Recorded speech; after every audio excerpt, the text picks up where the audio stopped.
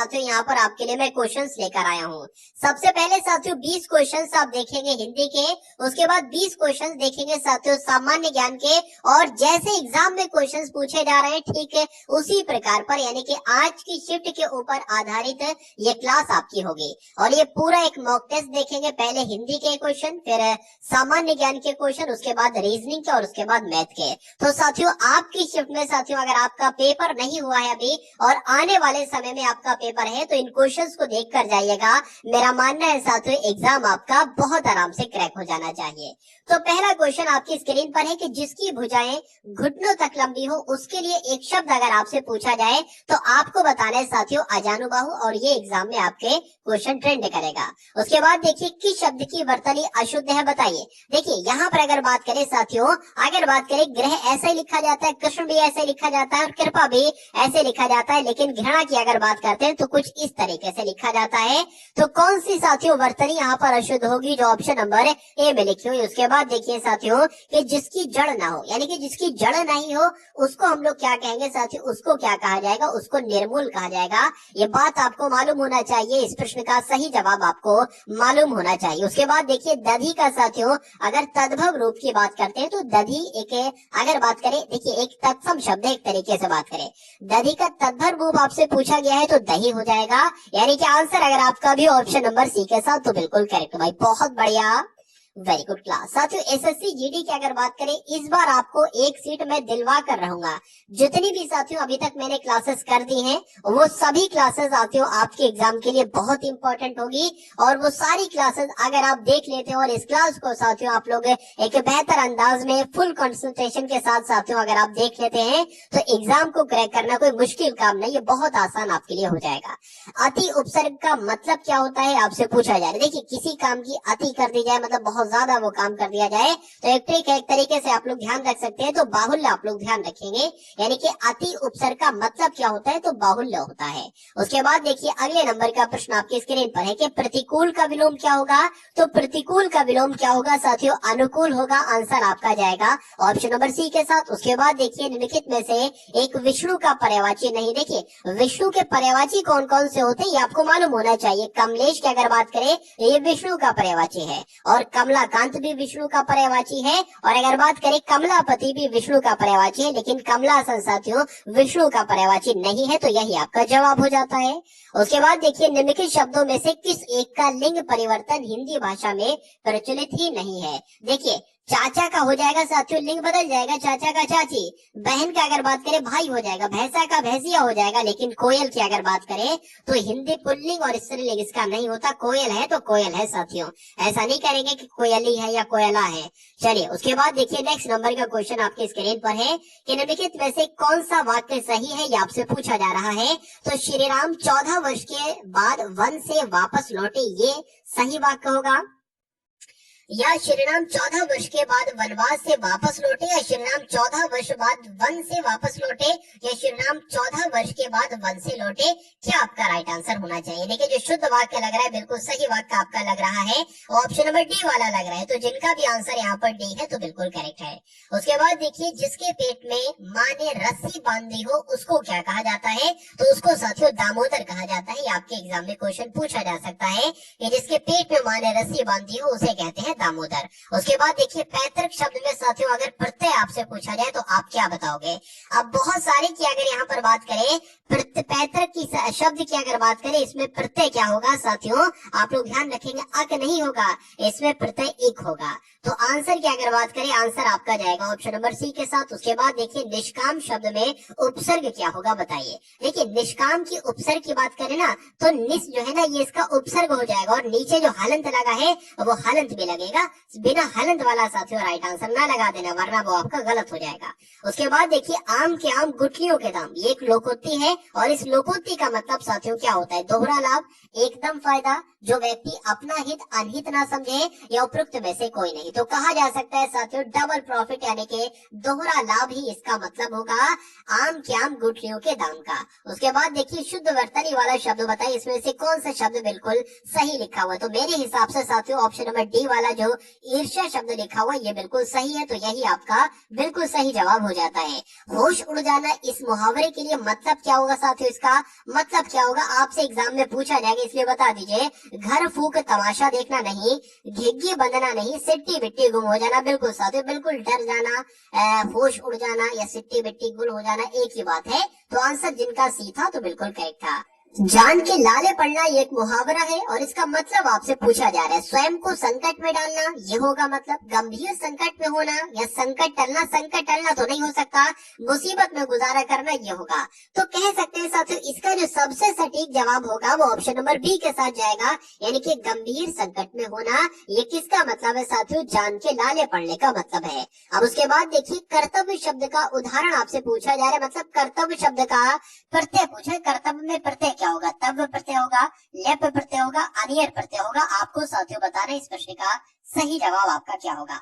साथियों अभी तक अगर आपने टारगेट सिलेक्शन इस चैनल को सब्सक्राइब नहीं किया है तो इस चैनल को साथियों सब्सक्राइब करके एक घंटे का निशान होगा उसको क्लिक करके एक बार ऑल पर साथियों क्लिक कर लीजिए, ताकि जैसे एसएससी जीडी का फुल मॉक टेस्ट साथियों इस चैनल पर आए तो तुरंत आपके पास नोटिफिकेशन आ जाए। उस नोटिफिकेशन पर क्लिक करके आप वो वीडियो साथियों देख सको। तो कुल मिला के साथियों जो भी आपका एनालिसिस हो रहा है मैथ और रीजनिंग का भी मैं एनालिसिस करता रहता हूँ, ठीक है। तो उस वीडियो को भी साथियों जरूर देखिएगा। आपकी जो आने वाली शिफ्ट है उसमें बहुत आपको फायदा मिलेगा, इतना फायदा मिलेगा कि कम से कम जो प्रथम पहले नंबर पर आपने पोस्ट दी है वो पोस्ट आपको मिल जाए। चलिए कर्तव्य की अगर बात करें इसमें साथियों प्रत्यय जो है ना वो तब वही, इसलिए सही जवाब आपका ए के साथ जाएगा। पीछे पीछे चलने वाले, इसका मतलब क्या होता है? तो उसको साथियों क्या कहा जाता है? उसको अनुगामी कहते हैं, जो पीछे पीछे चलता हो। तो आंसर यहाँ पर जिनका भी ऑप्शन नंबर बी तो बिल्कुल करेक्ट है। उसके बाद देखिए किस शब्द में आवा प्रत्यय नहीं है। देखिए दिखावा की अगर बात करें इसमें भी साथियों आवा प्रत्यय, और चढ़ावा में भी आवा प्रत्यय है, और भुलावा में भी साथियों आवा प्रत्यय है, लेकिन लावा में आवा प्रत्यय नहीं है तो यही आपका बिल्कुल सही जवाब हो जाता है। इनमें से तुरंग शब्द का पर्यायवाची साथियों क्या होता है? देखिए तुरंग का मतलब होता है घोड़ा, और घोड़े का ही पर्यायवाची होता है साथियों बाजी। तो कहा जा सकता है कि तुरंग शब्द का पर्यायवाची क्या होगा? बाजी होगा। आंसर आपका जाएगा ए के साथ। अब उसके बाद देखिए साथियों हिंदी के आपने देख लिए कितने क्वेश्चन साथियों देखे, 20 क्वेश्चन आपने हिंदी के देखे। अब सामान्य ज्ञान के साथियों यहाँ पर 20 क्वेश्चन देख लीजिए। उसके बाद रीजनिंग के क्वेश्चन और मैथ के क्वेश्चन, वो क्वेश्चन मैं आपको करवाने वाला हूँ जो आज की शिफ्ट में साथियों एनालिसिस तरीके से हम लोग देखेंगे उन क्वेश्चंस को। चलिए गौतम बुद्ध को महापरिनिर्वाण साथियों कहाँ पर प्राप्त हुआ था? ये आपसे पूछा जा रहा है। तो आपसे अगर पूछा जाए महापरिनिर्वाण कहाँ पर प्राप्त हुआ था तो कुशीनगर में साथियों इनका महापरिनिर्वाण उनको प्राप्त हुआ था। ये आप लोग ध्यान रखें। गौतम बुद्ध की अगर बात करें तो ये बौद्ध धर्म के साथियों प्रवर्तक थे। अगर बात करें इनका जन्म कहाँ पर हुआ था तो इनका जन्म नेपाल में हुआ था, और नेपाल में एक स्थल है साथियों लुम्बिनी जिसका नाम है। तो नेपाल के लुम्बिनी में इनका जन्म हुआ था, ये आप लोग ध्यान रखेंगे। और अगर बात करें इनको ज्ञान की प्राप्ति कहाँ पर हुई तो बिहार में बोध गया है, तो बिहार के बोध गया में ही साथियों इनको ज्ञान की प्राप्ति हुई। और अगर बात करें ये महापरिनिर्वाण क्या है तो मृत्यु को ही कहा जाता है। अगर आपसे पूछे इनकी मृत्यु कहाँ पर हुई थी तब भी आपको कुशीनगर बताना है, और पूछा जाए महापरिनिर्वाण इनको प्राप्त कहाँ पर हुआ था तब भी आपको साथियों कुशीनगर ही बताना है। अब उसके बाद देखेंगे अगले नंबर का प्रश्न है कि भारत में सबसे पहली जनगणना कब शुरू की गई थी? बताने की कोशिश कीजिए।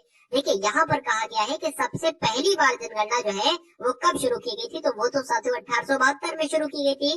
किसके कार्यकाल में शुरू की गई थी? तो लॉर्ड मेयो के कार्यकाल में शुरू की गई थी।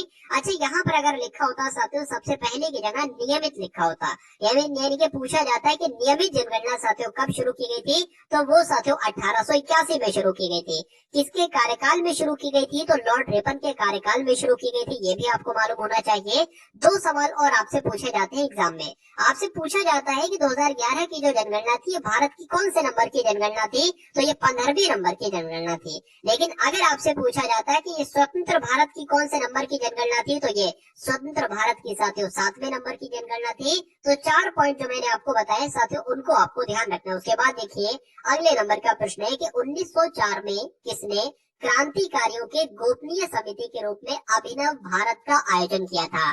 तो यहाँ पर अगर बात करें पूछा जाता साथियों अभिनव भारत की स्थापना किसने की, तब भी आप क्या बताते? वीडी सावरकर ही बताते। और कहा गया है कि अभिनव भारत का आयोजन किसने किया साथियों, तब भी आपको विनायक दामोदर सावरकर यानी कि वीडी सावरकर ही बताना है। उसके बाद देखिए अगला प्रश्न है किस स्वतंत्रता सेनानी ने महात्मा गांधी जी को पहली बार राष्ट्रपिता कहकर संबोधित किया था? ये आपको बताना है साथियों। क्या होगा इस क्वेश्चन का बिल्कुल सही जवाब, बताइए। चलिए, तो सुभाष चंद्र बोस साथियों इस प्रश्न का बिल्कुल सही जवाब हो जाता है। अगर बात करें महात्मा गांधी जी को महात्मा सबसे पहले किसने कहा, तो रविन्द्रनाथ टैगोर ने कहा। और पूछा जाता साथियों, जो पूछा गया इस प्रश्न में कि महात्मा गांधी को पहली बार राष्ट्रपिता किसने कहा, तो सुभाष चंद्र बोस ने कहा। ये बात आपको साथियों मालूम होना चाहिए। अब उसके बाद देखिए कि अंतर्राष्ट्रीय शांति और सुरक्षा को बढ़ावा देने से संबंधित प्रावधान भारतीय संविधान के निम्नलिखित में से किसके एक भाग के रूप में उल्लिखित है? तो किसके भाग में साथियों रूप के रूप में उल्लिखित है? राज्य के नीति निर्देशक सिद्धांत के रूप में उल्लिखित है। तो आंसर आपका अगर है साथियों ऑप्शन नंबर बी के साथ, तो बिल्कुल करेक्ट है। 73वें संविधान संशोधन 1992 के द्वारा भारतीय संविधान में किसके शीर्षक से एक परिच्छेद 9 जोड़ा गया, जो अनुच्छेद 243 ओ के प्रावधानों को कवर करता है? तो किसकी बात चल रही है साथियों? आप लोग ध्यान रखेंगे, पंचायत की बात चले, यानी कि यहाँ पर खाली जगह में साथियों पंचायत शब्द आएगा तो ये वाक्य आपका पूरा होगा। उसके बाद देखिए इनमें से कौन सा राज्य पालघाट दर्रे से आपस में जुड़े हुए हैं? तो कौन कौन से राज्य साथियों पालघाट दर्रे से आपस में जुड़े हुए हैं? तो केरल और तमिलनाडु। आप लोग ध्यान रखेंगे, ये पालघाट दर्रे से जुड़े हुए। आंसर आपका जाएगा बी के साथ। उसके बाद देखिए काराकोरम पर्वत श्रृंखला में सबसे ऊंची चोटी कौन सी है, बताइए।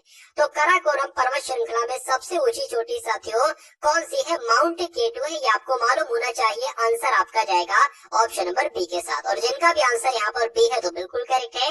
इसकी ऊंचाई की बात करें तो 8611 मीटर इसकी ऊंचाई है, ठीक है ना। चलिए अब उसके बाद देखिए अगले नंबर का क्वेश्चन है कि सागौन के जंगल भारत के निम्नलिखित में से किस राज्य में, सागौन के जंगल साथियों किस राज्य में है?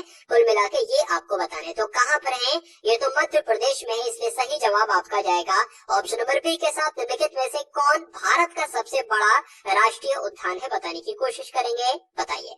देखिए अगर बात करें यहाँ पर हम लोग हेमिस राष्ट्रीय उद्यान की, हेमिस नेशनल पार्क की जब हम बात करते हैं साथियों, तो ये भारत का सबसे बड़ा राष्ट्रीय उद्यान है। ये आप लोग ध्यान रखेंगे। और पूछा जाए ये कहाँ पर है, तो ये लद्दाख में है। कहाँ पर है साथियों? लद्दाख में है। और अगर आपसे पूछा जाए सुंदरवन राष्ट्रीय उद्यान कहाँ पर है, तो पश्चिम बंगाल में।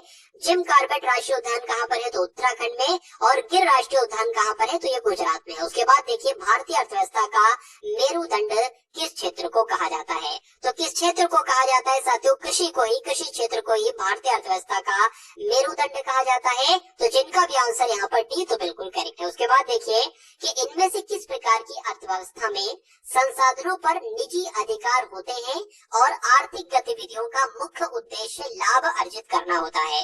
तो किसकी बात चल रही है साथियों? आप लोग ध्यान रखेंगे, पूंजीवादी की यहाँ पर बात चल रही है। इनमें से किस प्रकार की अर्थव्यवस्था में, तो जो पूंजीवादी अर्थव्यवस्था होती है ना, इसमें संसाधनों पर निजी अधिकार होता है और आर्थिक गतिविधियों का मुख्य उद्देश्य जो होता है वो लाभ कमाना होता है। ये आप लोग ध्यान रखेंगे। चलिए अब उसके बाद देखिए साथियों, अभी जो मैथ और रीजनिंग के जो कॉन्सेप्ट मैं आपको बताने वाला हूँ वो बहुत शानदार साथियों आपके लिए कॉन्सेप्ट मैं आज के इस क्लास में लेकर आया हूँ।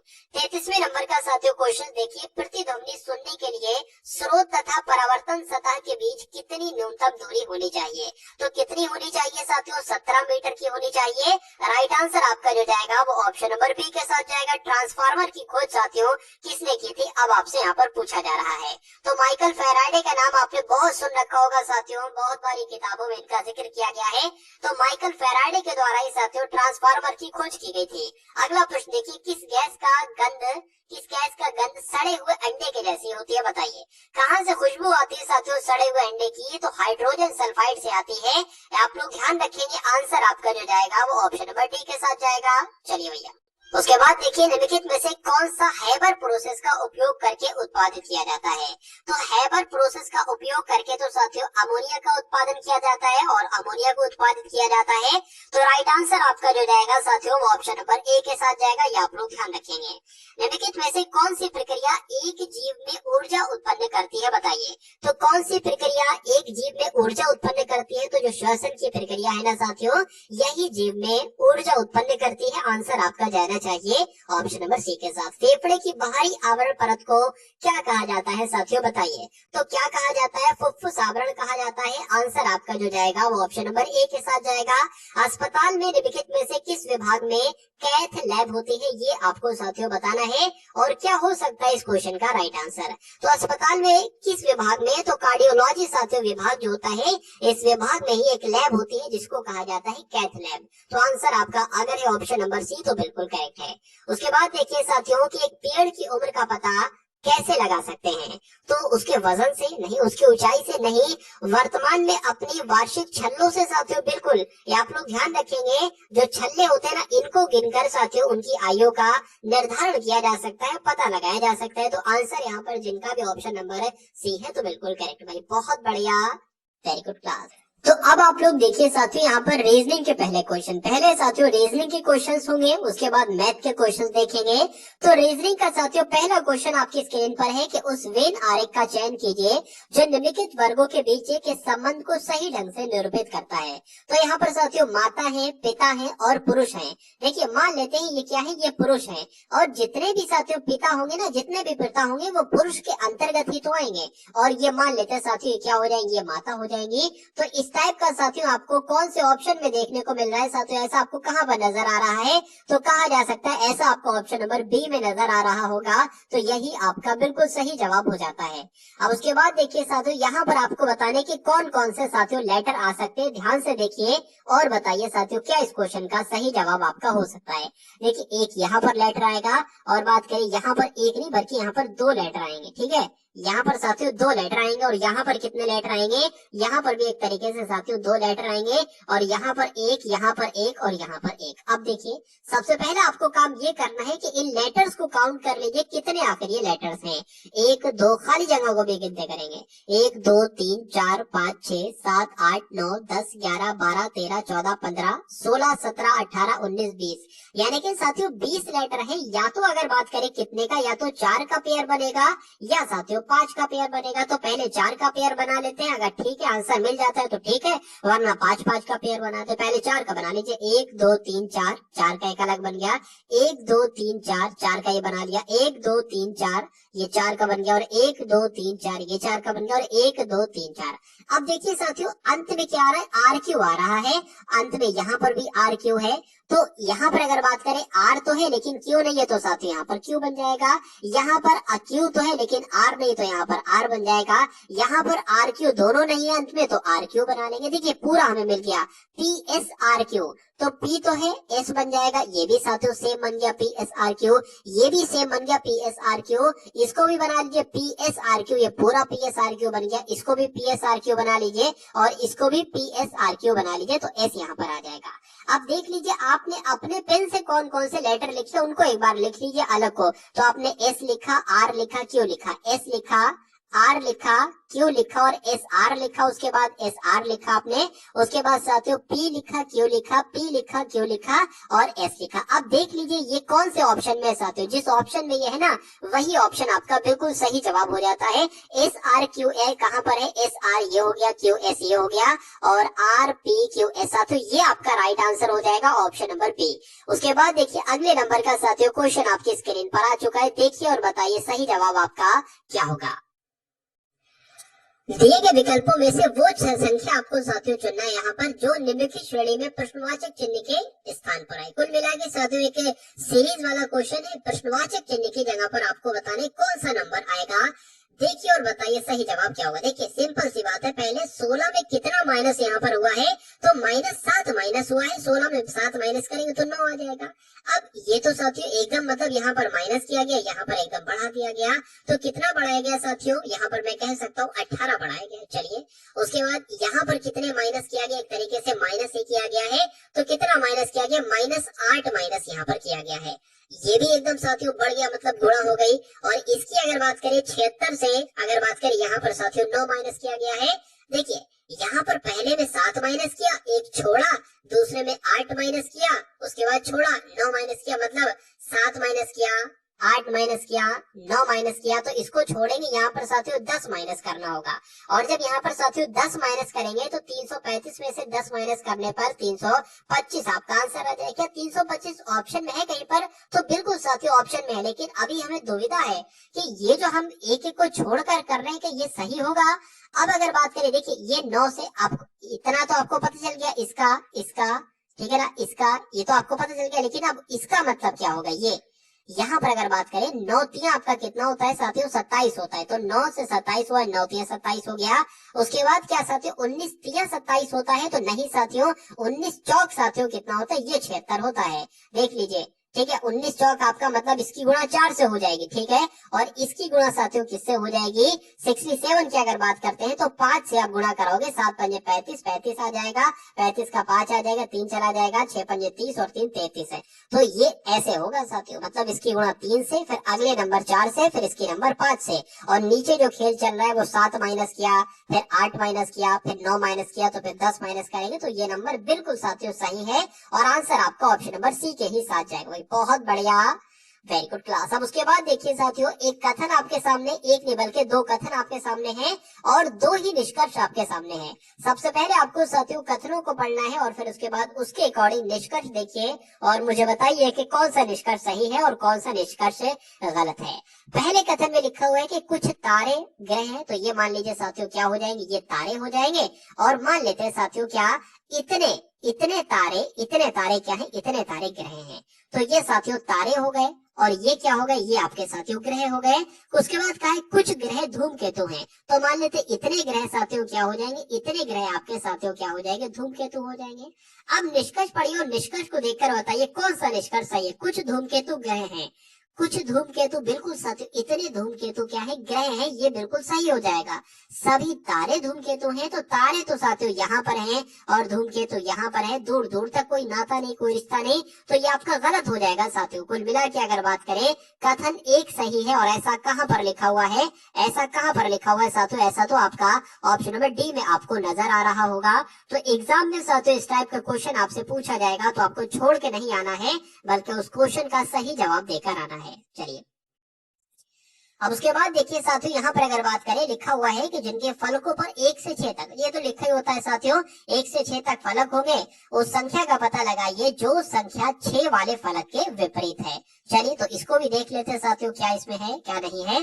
6 के विपरीत आपको बताना है। मान लीजिए अगर ये 2 है, 2 का विपरीत क्या होगा, 2 का विपरीत इधर वाला होगा, 3 के उधर वाला होगा, ठीक है ना। तो ऐसे ही साथियों 6 का विपरीत आपसे पूछा जा रहा है। अब मुझे एक बात बताइए कि यहाँ पर कोई ऐसा नंबर है जो सेम सेम हो, बिल्कुल 3 यहाँ पर भी है और 3 यहाँ पर भी है। तो इस वाले का हम लिख लेते हैं साथियों, एक तो ये वाला 3 हो जाएगा और ये 3 वाला हो जाएगा।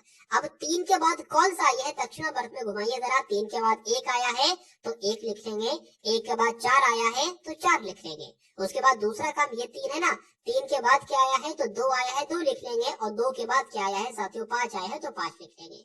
इसका मतलब ये होता है, हमें ये पता चल गया कि 4 का अगर विपरीत आपसे पूछा जाता तो आप 5 बताते, अगर 1 का विपरीत आपसे पूछा जाता तो आप 2 बताते, लेकिन यहाँ पर 3 का विपरीत पूछा गया, 3 का नहीं साथियों 6 का विपरीत पूछा गया है।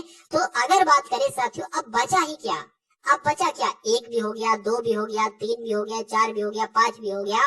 तो 3 का विपरीत पूछा गया है साथियों, जाहिर सी बात है यहाँ पर 6 नंबर ही आएगा मजबूरन, क्योंकि 6 ही साथियों नंबर होते हैं टोटल। तो कुल मिला के अगर बात करें साथियों, यहाँ पर अगर बात करें कुल मिला के, मतलब कुल मिला के 6 वाला आपसे पूछा गया, तो 6 का विपरीत क्या होगा, तो 6 का विपरीत जो होगा ना साथियों, वो एक तरीके से 3 ही होगा, ठीक है ना, 3 ही होगा। तो 3 ही आपका राइट आंसर जाएगा। और जिनका भी आंसर यहाँ पर ऑप्शन नंबर ए है तो बिल्कुल करेक्ट। भाई बहुत बढ़िया, वेरी गुड क्लास। चलिए अब उसके बाद देखिए साथियों, यहाँ पर मैं आपको दिखला देता हूँ थोड़ा सा जूम करके यहाँ पर। चलिए अब यहाँ पर देखिए साथियों और बताइए सही जवाब क्या है। यहाँ पर आपको जो ये आकृति आपको ये नजर आ रही ना, आपको बताना है ये आकृति आपको कहाँ पर दिख रही है, ऑप्शन नंबर ए में, बी में, सी में, या आपको कहां पर दिख रही है साथियों, डी में। ये आपको देखना है और बताना है साथियों आपका सही जवाब यहाँ पर क्या हो सकता है।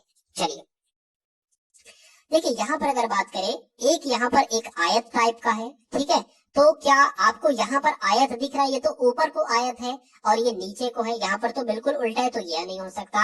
यहाँ पर आयत तो है साथियों, लेकिन उसके ऊपर ये चौकोर टाइप का है, उसके ऊपर ये नहीं है, तो ये भी नहीं हो सकता। यहाँ पर अगर बात करें, यहाँ पर साथियों आपको आयत भी नजर आ रही है, यहाँ पर आपको ये भी ऐसा ऊपर को नजर आ रहा है जैसे यहाँ पर है, लेकिन यहाँ पर थोड़ा सा गैप है, यहाँ पर कोई गैप नहीं है साथियों। लेकिन आप जो यहाँ पर देखेंगे चौकोर है बिल्कुल साथियों, एक ऊपर टेढ़े में चौकोर यहाँ पर भी है और यहाँ पर थोड़ा सा गैप भी है, और साथियों ये जीरो टाइप का भी बना हुआ है जैसे यहाँ पर बना हुआ है। तो कुल मिला के आंसर आपका जो जाएगा वो ऑप्शन नंबर ए के साथ जाएगा, और जिनका भी आंसर यहाँ पर ऑप्शन नंबर ए है तो बिल्कुल करेक्ट। भाई बहुत बढ़िया, वेरी गुड क्लास। अब उसके बाद देखिए अगले नंबर का साथियों क्वेश्चन आपकी स्क्रीन पर आ चुका है, देखिए और बताइए सही जवाब आपका यहाँ पर क्या हो सकता है। NOTION को क्या लिखा जाता है? 1 3 1 2 7 1 8। यहाँ पर तो नंबर बहुत है, कुल मिला के जितने ये है साथियों उसके डबल लग रहे हैं एक तरीके से अगर बात करें। देखिए NOTION को साथियों ये लिखा जाता है, तो उसी प्रकार आपको बता दें BEAUTIFI को साथियों क्या लिखा जाएगा। यहाँ पर एक चीज मुझे नोटिस करी है मैंने, क्या कि N यहाँ पर भी है और N यहाँ पर भी है, और N का जो कोड आया ना साथियों वो 13 आया है। क्या आया है? 13 आया है। यहाँ पर कहीं N है? नहीं है। तो ऐसा भी नहीं है साथियों कि कोड है, मान लीजिए N का कोड 13 है तो N का कोड यहाँ पर होता तो 13 लिखते, ऐसा भी नहीं है, क्योंकि ऐसा ही नहीं। तो उसके बाद साथियों अगर बात करें O का कोड यहाँ पर क्या है साथियों? 12 है, और यहाँ पर भी 12 है। लेकिन O की बात करें साथियों, O का विपरीत L होता है, और L का कोड होता है साथियों 12। और कहीं ऐसा तो नहीं साथियों कि N का विपरीत होता है M, और M का कोड होता है साथियों 13, ऐसा तो नहीं, ऐसा ही है साथियों। T का विपरीत की अगर बात करें साथियों G होता है, और G का यहाँ पर लिखा हुआ एक तरीके से लेटर पोजीशन 7 होती है। तो समझ में आ गया साथियों। अब क्या है देखिए, B की जगह पे क्या लिखेंगे? B का विपरीत क्या होता है? Y होता है, और Y होता है साथियों 25 नंबर पर। तो 25 कहाँ पर लिख रहा है आपको? एक तो ये दिख रहा है, ये दिख रहा है, ये दिख रहा है, ये दिख रहा है। उसके बाद अगर बात करें Y का विपरीत क्या होता है? Y का विपरीत साथियों B होता है, तो 2 होना चाहिए। अब 2 यहाँ पर है, यहाँ पर, या तो साथियों ये आंसर होगा या आपका ये आंसर होगा। ठीक है, चलिए। उसके बाद अगर बात करें E का विपरीत क्या होता है? ठीक है, आपका LOVE आपने पढ़ा होगा ना, तो V हो जाएगा। V हो जाएगा। V किस पर आता है साथियों? 22 पर आता है, तो 22 यहाँ पर आ जाएगा। 22 साथियों सिर्फ यहाँ पर है ना, यहाँ पर है, और ये तो आंसर ही नहीं हो सकता। तो कुल मिला के आपका आंसर जो जाएगा वो ऑप्शन नंबर A के साथ जाएगा। सारा आपको चेक नहीं करना है, क्यों सारा चेक करके टाइम वेस्ट करोगे? सारा चेक करोगे तब भी आंसर यही होगा, और छोटा सा चेक किया है तब भी आंसर यही होगा। एग्जाम में आपको साथियों बिल्कुल ऐसी गलती नहीं करना है, क्योंकि टाइम बहुत कम होता है साथियों आपके एग्जाम में। चलिए अब उसके बाद देखिए साथियों अगले नंबर का क्वेश्चन आपकी स्क्रीन पर आ चुका है, देखिए और बताइए सही जवाब आपका क्या हो सकता है। देखिए 6 मित्र हैं ABCDEF, एक सीधी क्षैतिज पंक्ति में उत्तर की ओर मुंह करके बैठे। चलिए तो साथियों एक पंक्ति यहाँ पर है, यहाँ पर कुल मिला के 6 लोग बैठे, 1 2 3 4 5 6, 6 लोग यहाँ पर बैठे हैं। कहा गया है कि उत्तर की तरफ मुंह है, इनका सबका मुंह ऊपर की तरफ है। बैठे हैं। F और C के बीच में कौन बैठा है साथियों? B बैठा है। ठीक है, तो F और C के बीच में हम बैठा लेते हैं साथियों, F और C के बीच में, F और C के बीच में साथियों B आपका बैठ जाएगा। उसके बाद लिखा हुआ है कि E जो है ना, E ये C के दाईं और तीसरे स्थान पर है। तो C कहाँ पर है? C यहाँ पर है, और C का दायां किधर होगा साथियों? इधर को होगा। तो तीसरे स्थान पर, मतलब 1 2 3, तो यहाँ पर साथियों E आ जाएगा। ठीक है, उसके बाद क्या लिखा हुआ है? D जो है ना, D ये E के बाईं और ठीक बगल में बैठा है। E किधर है? E ये है। E का बायां किधर होगा? ये होगा। तो D साथियों यहाँ पर बैठा है। उसके बाद कहा गया कि B के दाईं और दूसरे स्थान पर कौन बैठा है? B के दायां ये होगा, ये होगा। तो बताना है आपको कि यहाँ पर कौन बैठा है। देखिए अगर बात करें यहाँ पर A की सिर्फ कमी है, A से F तक है ना, तो A से F तक सब है, सिर्फ A की कमी है, तो A साथियों यहाँ पर होना चाहिए। कुल मिला के आपका भी आंसर जाएगा जहां पर ऑप्शन नंबर A लिखा होगा, यानी कि A लिखा होगा जो कि ऑप्शन नंबर B में लिखा हुआ है। उसके बाद देखिए अगले नंबर का साथियों क्वेश्चन आपके स्क्रीन पर है कि जटिल का सरल से वही संबंध है जो संकुचन का है। देखिए जटिल की अगर बात करें ना, तो जटिल का विलोम होता है साथियों सरल, जटिल का विलोम होता है सरल। और जब हम बात करते हैं साथियों संकुचन का विलोम क्या होता है, तो संकुचन के विलोम की अगर बात करें, संकुचन का विलोम साथियों प्रसार होता है। तो आंसर यहाँ पर अगर है आपका ऑप्शन नंबर बी, तो बिल्कुल करेक्ट भाई, बहुत बढ़िया, वेरी गुड क्लास। इस क्वेश्चन को देखिए साथियों, और इस क्वेश्चन का सही जवाब आपका क्या हो सकता है बताने की कोशिश कीजिए। देखिए लेटर पोजीशन की अगर बात करें तो के का अगर बात करें साथियों एल आया है, आई का यहाँ पर जेड आया है, ऐसा कुछ हो रहा है, तो लेटर पोजीशनिंग साथियों करा लीजिए। के की बात करें साथियों, के आपका 11 पर आता है, आई 9 पर आता है, एल साथियों आपका 12 पर आता है, ओ आपका 15 पर आता है। तो यहाँ पर मैं 12 लिख देता हूँ, यहाँ पर साथियों 12 पर आता है, ओ आपका 15 पर आता है, जी 7 पर, और आर 18 पर, ए 1 पर, और एम साथियों 13 पर आता है। अगर उसके बाद साथियों यहाँ पर अगर बात करें तो एल आपका फिर 12 पर आता है, जेड 26 पर आता है। अब मैं इसकी करा रहा हूँ, क्यू साथियों 17 पर आता है, और एफ 6 पर आता है, और एन 14 पर आता है, के 11 पर, एच 8 पर, और जे आपका 10 पर आता है।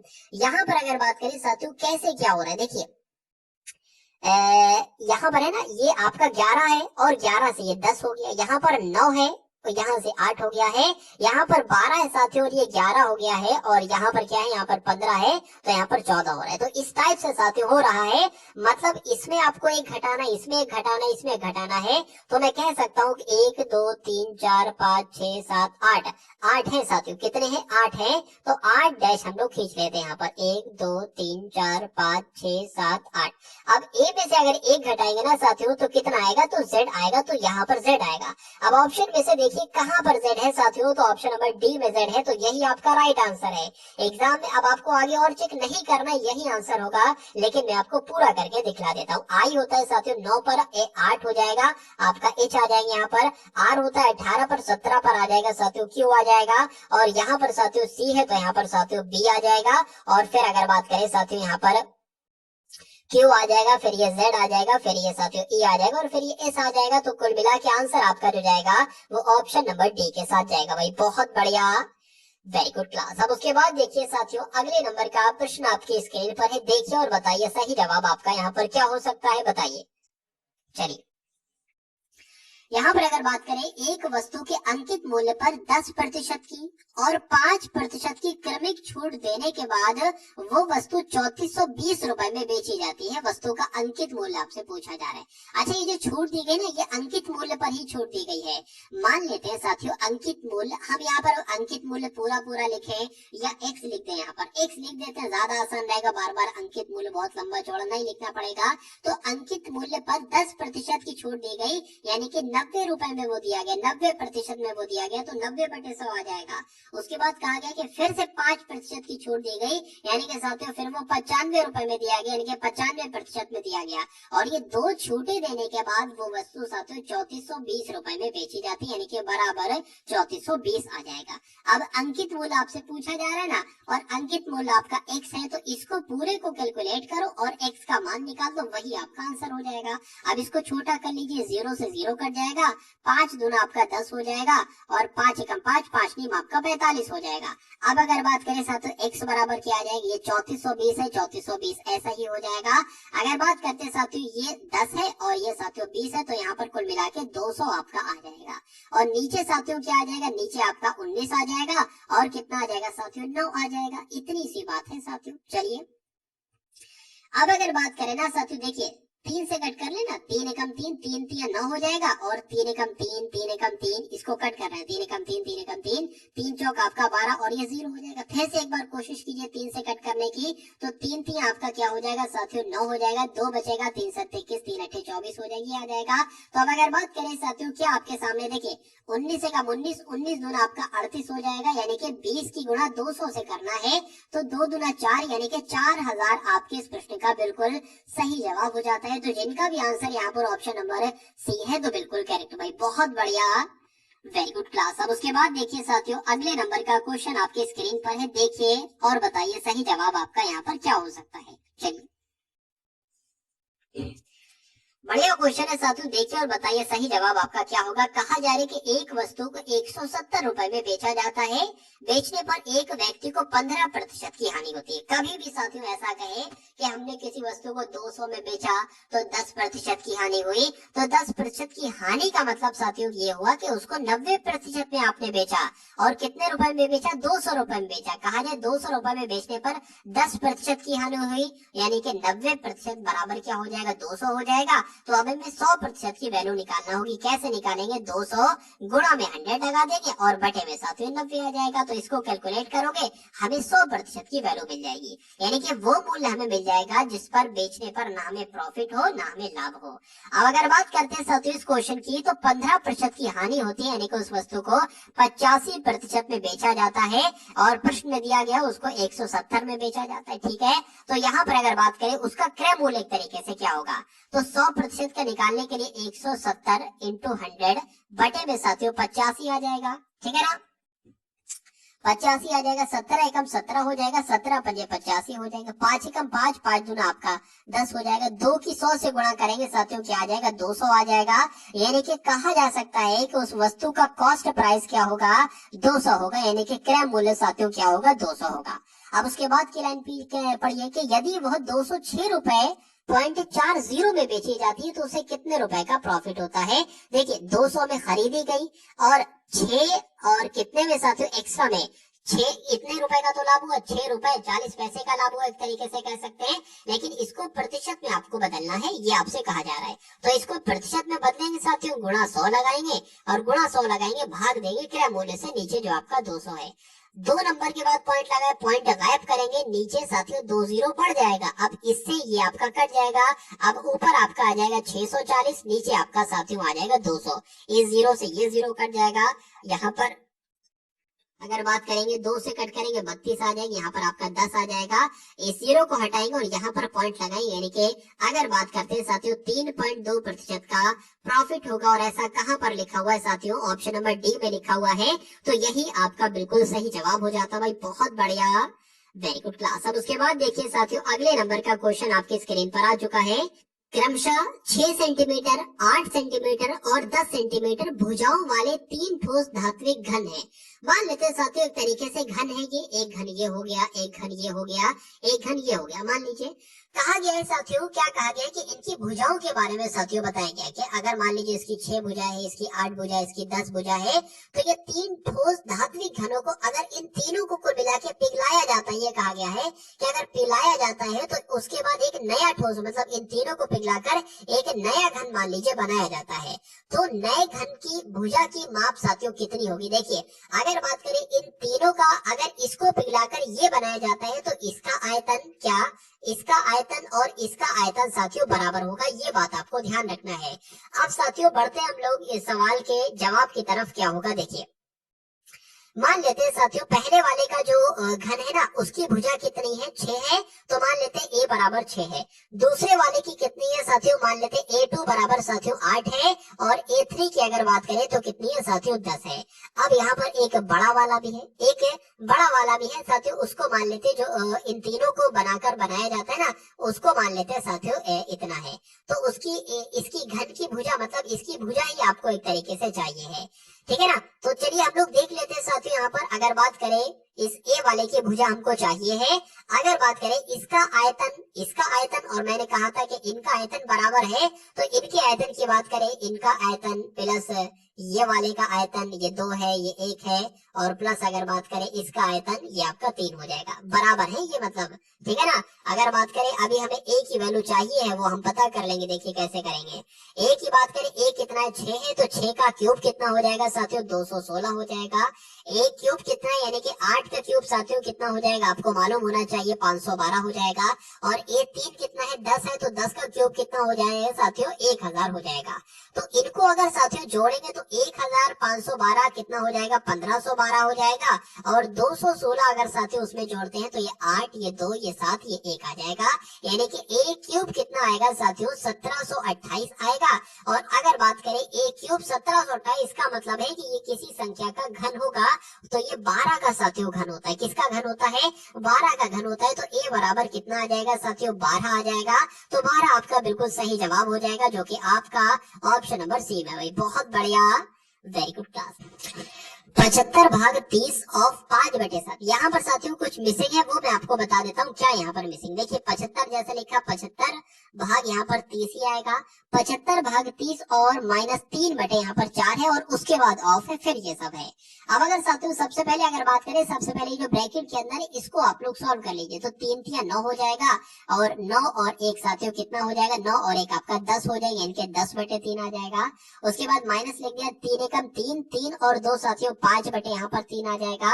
अब अगर बात करते हैं नीचे, नीचे तो सेम है 3, तो एक बार उतार लेंगे, ऊपर साथियों 10 - 5 आ जाएगा। तो यहाँ पर कितना आ जाएगा 5/3 आ जाएगा, यानी कि पूरा इसको कैलकुलेट करके साथियों, इसको कैलकुलेट करके कितना आएगा 5/3 आएगा। माइनस लगा लिया। अब अगर बात करें इसको सॉल्व करा लेते ना, ठीक है, तो 5/7 लिखा है, तो 5/7 हमने 7 लिख लिया।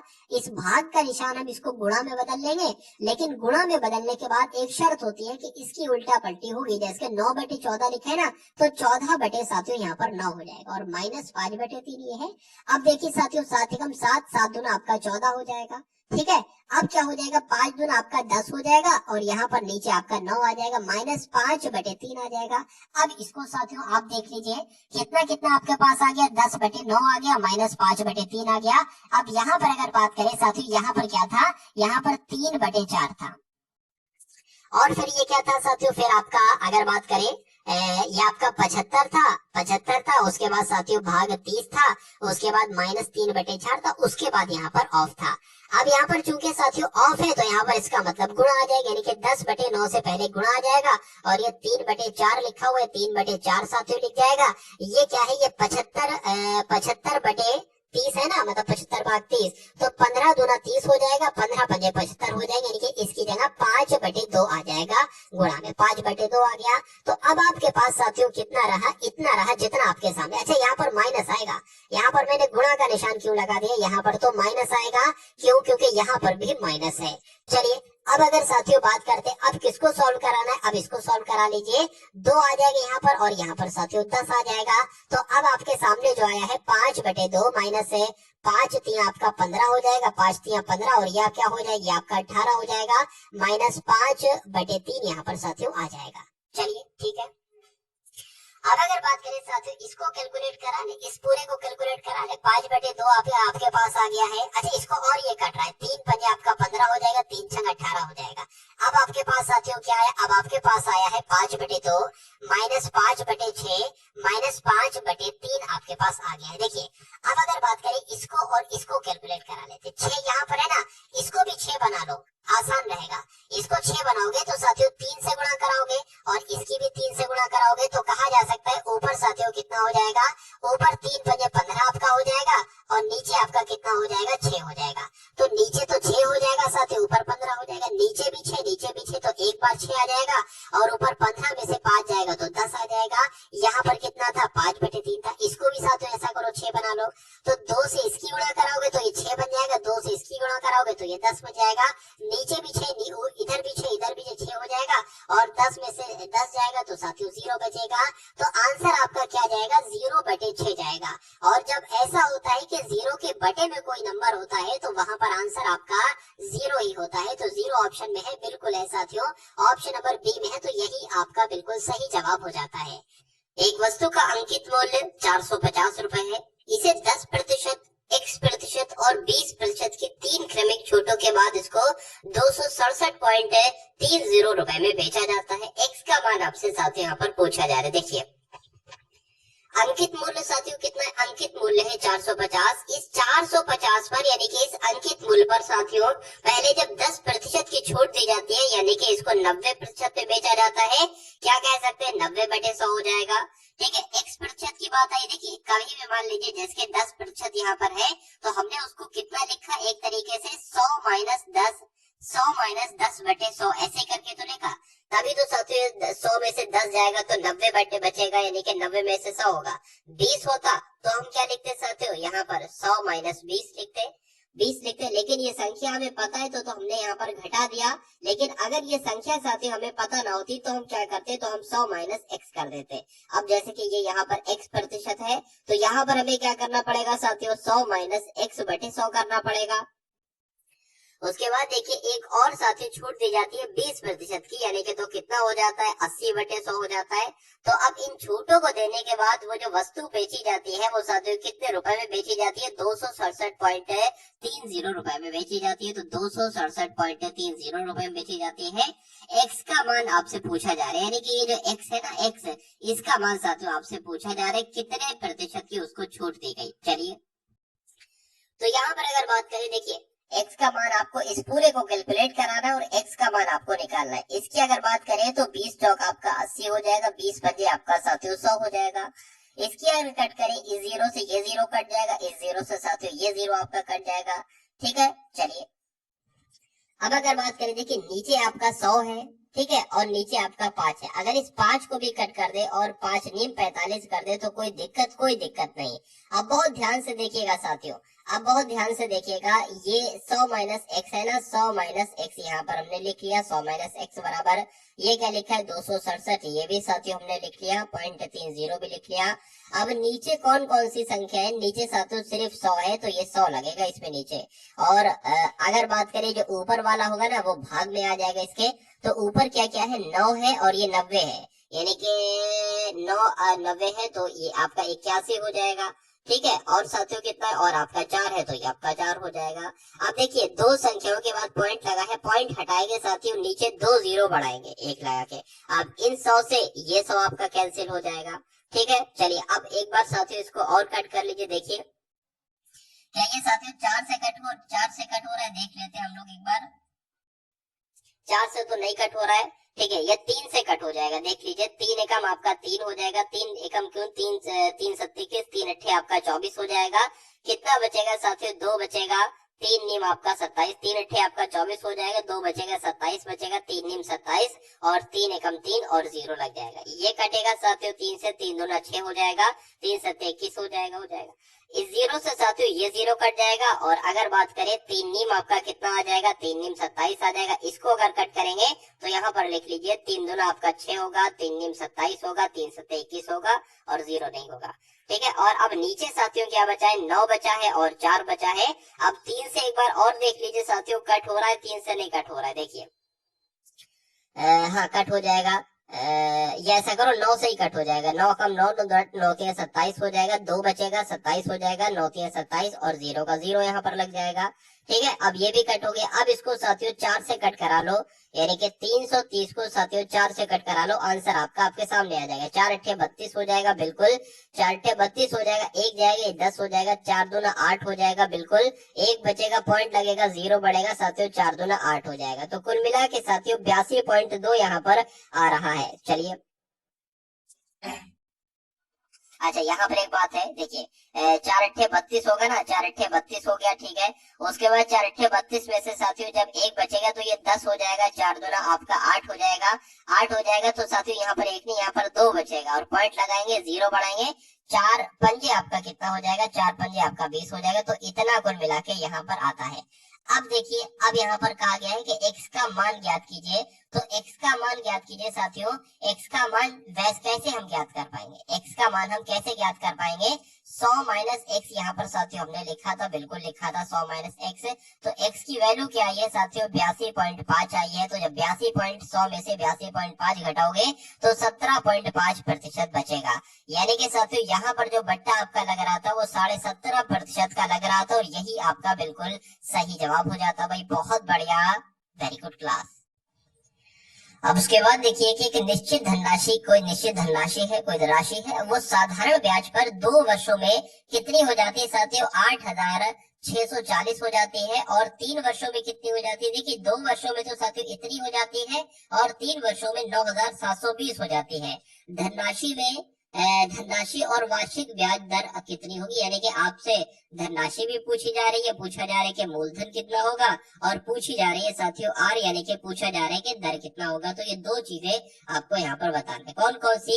एक तो धनराशि की अगर बात करें, धनराशि में आपको बता दूंगा कैलकुलेट करके, एक सेकंड, तो मैं आपको धनराशि बता दूंगा साथियों और मैं आपको दर बता दूंगा। चलिए यहाँ पर दर हो गई और धनराशि हो गई। अब यहाँ पर बहुत ध्यान से साथियों देखिएगा, देखिए यहाँ पर कहा गया है कि एक निश्चित धनराशि साधारण ब्याज पर 2 वर्षों में 8640 हो जाती है और 3 वर्षों में कितनी हो जाती है, 9720 हो जाती है। तो मैं कह सकता हूँ साथियों 1 वर्ष का साधारण ब्याज कितना निकलेगा, इन दोनों को अगर साथियों माइनस कराओगे तो मैं कह सकता हूँ 0 में से 0 जाएगा, 0 बचेगा।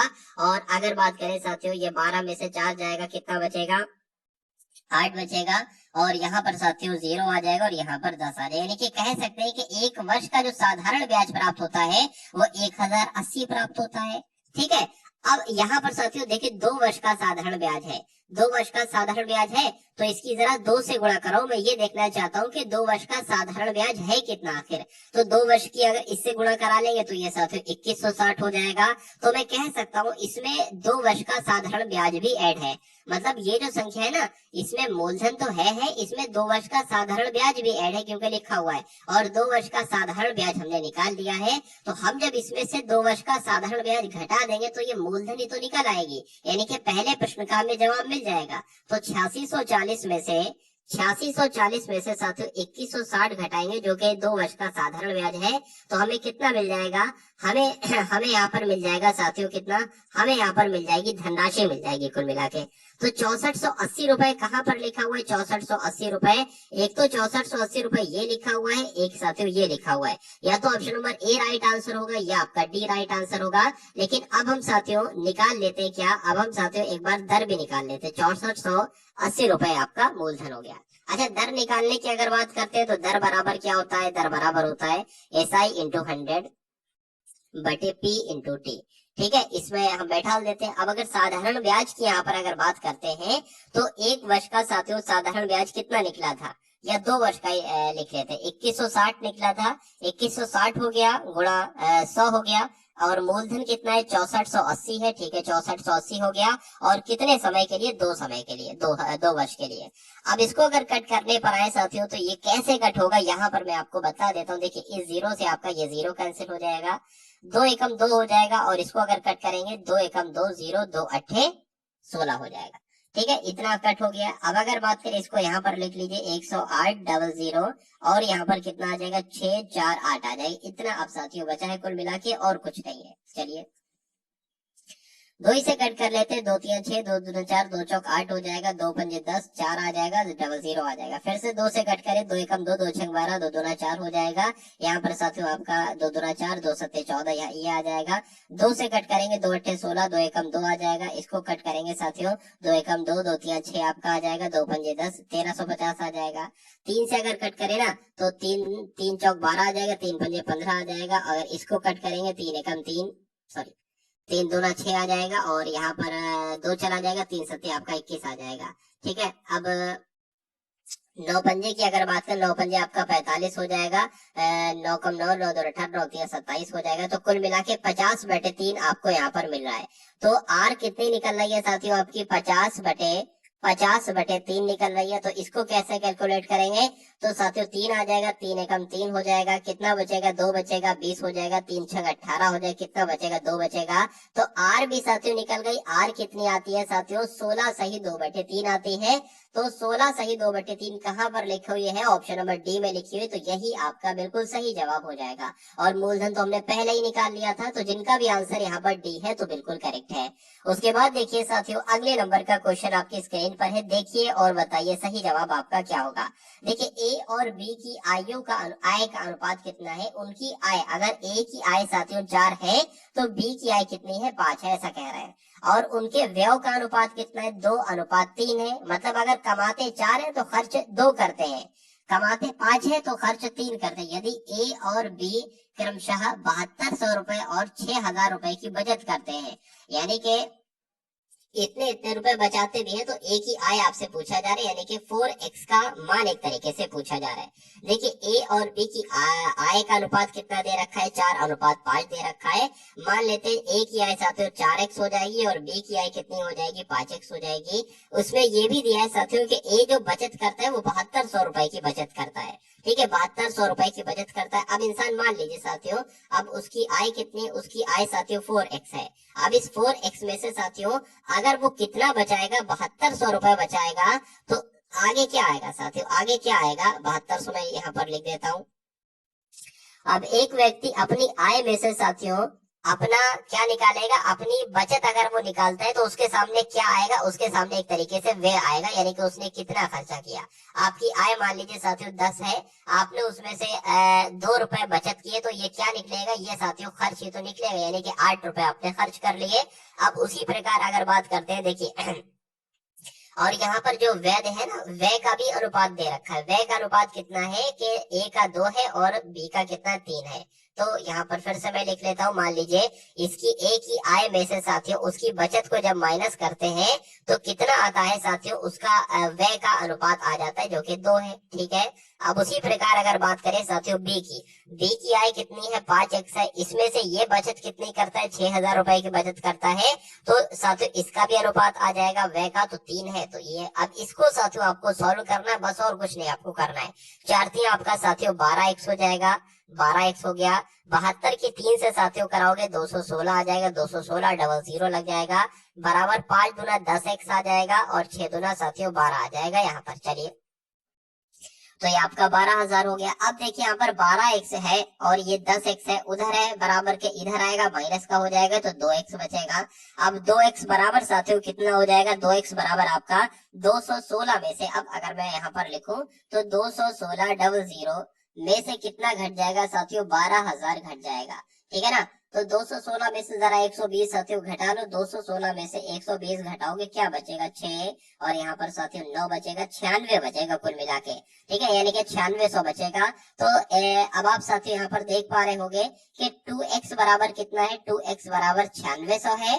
तो x बराबर कितना होगा, दो की भाग कर दो पता चल जाएगा, 2 चौक 8 हो जाएगा, 2 अट्ठे 16 हो जाएगा, यानी कि 4800 हो जाएगा। यानी कि x का मान साथियों कितना आ गया साथियों, 4800 आ गया। अब देखिए अब a की आय कितनी थी साथियों, 4x थी। ठीक है ना, तो x बराबर 4800 है, तो 4x की वैल्यू क्या होगी साथियों, 4800 की 4 से गुणा करा लो, 4 अट्ठे 32, 2 0 लगा दो, 4 अट्ठे 32 हो जाएगा, 4 चौक 16 और 3 साथियों 19 हो जाएगा। तो 19200 साथियों ये a की आय निकल आएगी। b की भी आय निकाल लेंगे, x की वैल्यू 4800 है और b की आय कितनी है 5x है, तो 5 की गुणा 4800 से करा लो, b की आय निकल जाएगी। तो इस टाइप से साथियों आपको समझना है। चलिए सीमा आयु में रीमा से 8 वर्ष छोटी है साथियों, क्या लिखा है बहुत ध्यान से देखना और बहुत अच्छा क्वेश्चन है, आपके एग्जाम में आएगा कि सीमा रीमा से 8 वर्ष, यानी कि कुल मिला के साथियों 2 लड़कियां हैं, एक है सीमा, क्या एक है सीमा साथियों और एक कौन है, एक है रीमा। चलिए सीमा और रीमा 2 लड़कियां हैं। रीमा यानी कि सीमा जो है वो रीमा से 8 वर्ष छोटी है। ठीक है, तो अगर साथियों हम मान लेते हैं रीमा की उम्र कितनी, रीमा की उम्र अगर x है तो सीमा की उम्र कितनी हो जाएगी साथियों, x माइनस 8 हो जाएगी, क्योंकि साफ साफ कहा गया है कि सीमा जो है ना, सीमा ये 8 वर्ष छोटी है। तो जब इसमें से इसकी आयु में से 8 को माइनस करेंगे तभी तो आएगी। तो कुल मिला के अब आपको सीमा की भी आयु पता चल गई, रीमा की भी आयु पता चल गई। उसके बाद कहा गया है कि अगर 4 वर्ष पहले कहेगा तो इसमें से 4 माइनस करेंगे, इसमें से भी 4 माइनस करेंगे। 4 वर्ष पहले उनकी आयु का अनुपात कितना था, 1:2 था। तो हम लिख लेते हैं साथियों, यहाँ पर देखिए x माइनस 8, ये तो आपका हो जाएगा वर्तमान आयु। 4 वर्ष पहले की बात की तो 4 माइनस कर देंगे, इसमें से भी साथियों 4 माइनस कर देंगे। ठीक है, और इन 4 वर्ष पहले की अगर बात करें उनका अनुपात कितना था, 1:2 था। यानी कि अगर सीमा 1 साल की थी तो रीमा 2 साल की थी। इतनी बात आपको समझ में आ गई होगी। अब देखिए साथियों यहाँ पर, अब साथियों यहाँ पर अगर बात करते हैं, ये 8 भी माइनस का है और 4 भी माइनस का है, तो 8 और 4 जुड़ जाएगा, कितना हो जाएगा साथियों 12 हो जाएगा, लेकिन माइनस ही आएगा। उसके बाद x माइनस 4 है तो x माइनस 4 ही हो जाएगा, 1/2 है 1/2 हो जाएगा। अब इसको कैलकुलेट करा लीजिए, 2 की x से गुणा होगी साथियों तो 2x हो जाएगा, 12 दूना 24 हो जाएगा। अगर बात करें x आ जाएगा, माइनस कितना आ जाएगा 4 आ जाएगा। अब यहाँ पर देखिए 2x लिखा हुआ, ये उधर वाला x इधर आएगा तो 2x माइनस x हो जाएगा, यानी कि x ही बचेगा सिर्फ। और जब साथियों यहाँ पर x बचेगा तो उसके बाद क्या हो जाएगा, उसके बाद यहाँ पर 24 हो जाएगा और माइनस का 4 हो जाएगा। तो कुल मिला के x बराबर जो आपके सामने आएगा वो कितना आएगा साथियों, वो 20 आएगा, यानी कि x बराबर 20 अब आपको मान मालूम पड़ गया। अब यहाँ पर क्या कहा जा रहा है, अब से 6 वर्ष बाद सीमा की आयु क्या होगी। देखिए सीमा की उम्र वर्तमान समय की पहले निकालिए, तो x माइनस 8 और x की वैल्यू है 20, यानी कि 20 माइनस 8 कितना हो जाएगा, 12 हो जाएगा। तो 12 तो अभी वर्तमान समय की आयु है। 6 वर्ष बाद की उम्र पूछ रहा है ना, तो 6 वर्ष इसमें जोड़ दीजिए, कितना आ जाएगा साथियों, 18 आ जाएगा। तो आपका आंसर किस ऑप्शन के साथ जाएगा, 18 के साथ ही जाएगा। अगर आपसे ये पूछता रीमा की वर्तमान आयु कितनी है तो 20 है, 6 वर्ष बाद की पूछता तो 26 वर्ष आप बता देते। तो कुल मिला के जिनका भी आंसर यहाँ पर ऑप्शन नंबर बी है तो बिल्कुल करेक्ट है। उसके बाद देखिए साथियों अगले नंबर का क्वेश्चन आपकी स्क्रीन पर आ चुका है, देखिए और बताइए सही जवाब क्या है।